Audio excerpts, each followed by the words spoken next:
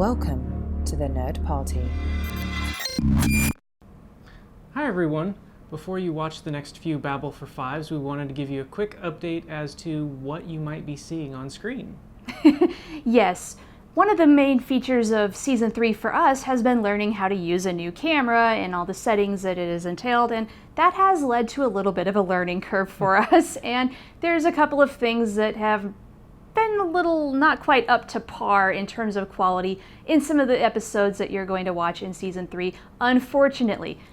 We have since learned, we have gotten better, but you might see a little bit of graininess, a little bit of out of focus. You might see that we might not be playing as much with our cuts and whatnot. It might not be as fancy, but I promise you we'll get back to form, and we apologize for the error and we hope you'll hang with us. I'm swearing a lot in this episode. Hello, I'm Charlene Schmidt. I'm Patrick Schmidt. We just got done watching Voices of Authority, episode 5 of season 3 of Babylon 5, and it's time to babble for 5. You had a very good comment while we were watching the episode, and that was, people wearing armbands should not be trusted. And what's scary about all of this is the person I trust the least wasn't wearing an armband. Who was? The blondie. Ah, yes, Julie Musante. Yes, she needed to be wearing an armband so I could hate her just that little bit more. I don't know if I've had the amount of disdain for any other character the way I cannot stand this woman. I don't think there's a single person who watches this episode and is like, you know who's really compelling and really, I'm really empathetic for? That blonde PR woman. Kudos to the actress for playing this part and totally owning it, and oh, I hate that character's guts. You did your job. This is like a peek behind Earthdome. This is exactly what is going on there. And that's kind of good for us to see. And this is some Orwellian shit here. What she actually has the line, "We rewrote the dictionary." Yes. Are you me? No. Ugh! That's the part that got to you. She had a line that got to me too. What was your line? We're going to have to suspend some of the normal regulations on speech and on assembly.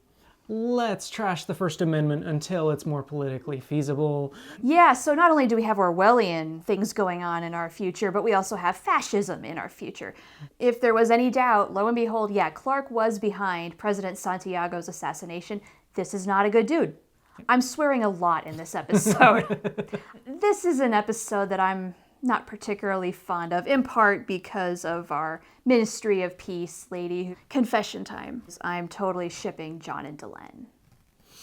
Oh, okay, fine. I'm sorry, but he's hers. While she was there, I think it also exposed the fact that Zack is now a much bigger problem.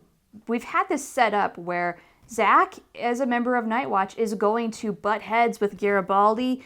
Zack does not look like a good guy here. It's gonna cause divisions that are maybe irreparable. If Night Watch doesn't work out for Zack, he could become a fashion critic. Apparently, he's got all sorts of opinions on his uniform and the material. Tailors cannot seem to give him a good cut. At least he knows he looks like I have such a rage headache. Oh my gosh. Kind of like when Ivanova stepped into the Matrix. You have this nice, lovely tunnel of CGI, and then Rainbow we find Road. the first was, and then it's like aliens with a disco ball. How did the disco aliens fall for, we got the Vorlons, we'll be fine without you. How did they fall for that? They're just the ones that fell for the bait. But you have to start somewhere. What do you think, just in general, of this concept that billions and billions of years ago when the universe was much younger, that there was this wave of like a first generation of alien races? Do you think that's kind of a cool theory of that there's generations of alien races out there? Kind of a cool theory. I don't know where they're going with it fully. I want to see that fleshed out a bit more. So far, I'm not impressed.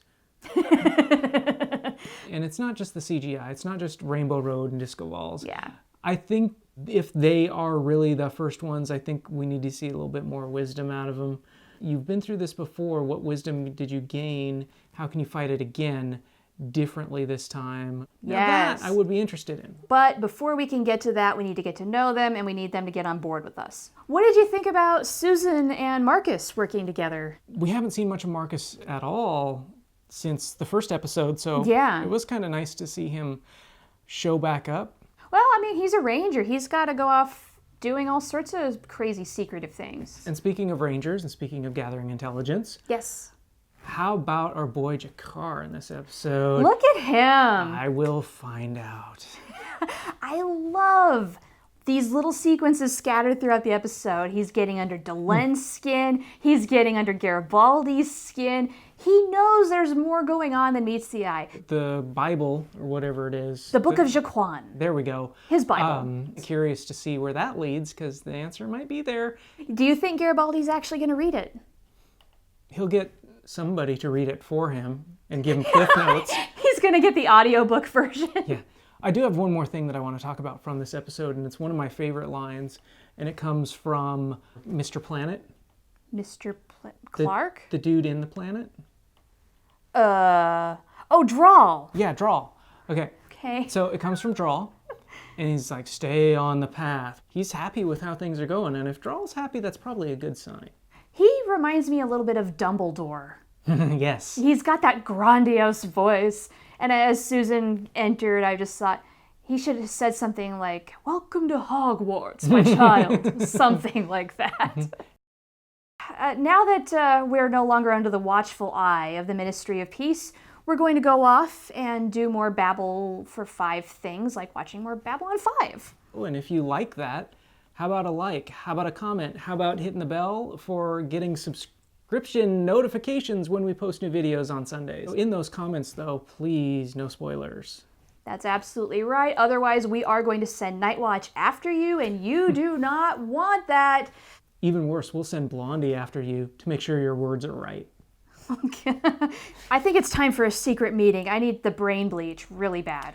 Till next time, everybody. See ya.